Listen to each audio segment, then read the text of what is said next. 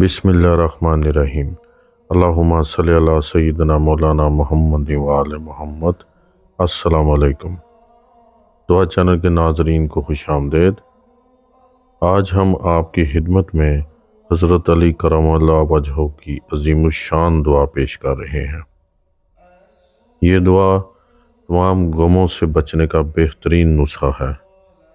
ये दुआ तमाम बिगड़े हुए हालात को संवार देगी और हर तरह की उलझन, टेंशन, डिप्रेशन को फौरी दूर कर देगी। ये दुआ मुसीबतों की अंधेरी रात में राहत का चिराग जलाती है।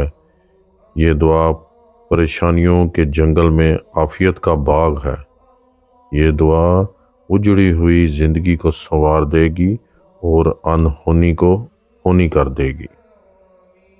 ये दुआ हमें सिखाती है कि हमें अपना ताल्लुक़ अल्लाह ताला से जोड़ना चाहिए, क्योंकि कायनात कुदरत में अल्लाह ताला हर चीज़ पर कादिर है और होता वही है जो अल्लाह को मंजूर हो।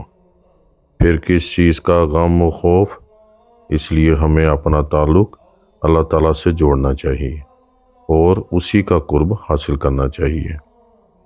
दुआ मुलाज़ा फरमाएं। या जाबिरा कुल्ल कसीर व मुसख्खिला कुल्ल असीर। ऐ हर टूटी हुई चीज़ को जोड़ने वाले और हर मुश्किल को आसान करने वाले, मेरी इस मुश्किल को आसान फरमा दे और मेरे नुकसान की तलाफ़ी फरमा।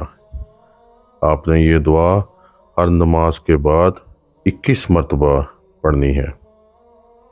ये दुआ हर टेढ़े और पेचीदा, हर मुश्किल काम में या जो काम अटके हुए हैं, इन कामों को तेज़ी से मुकम्मल करने के लिए एक अजीम दुआ है।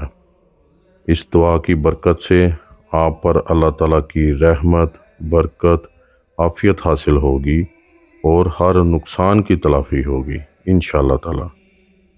अल्लाह ताला की ही वो ज़ात है जो कमज़ोरों की दिलजोई फरमाता है। लिहाजा अल्लाह ताला के दर को छोड़कर किसी और दर जाने की ज़रूरत नहीं, क्योंकि अल्लाह मालिकुल मुल्क हर चीज़ पर कादिर है। सलामत रहें, आबाद रहें। अस्सलामु अलैकुम व रहमतुल्लाहि व बरकातुहू।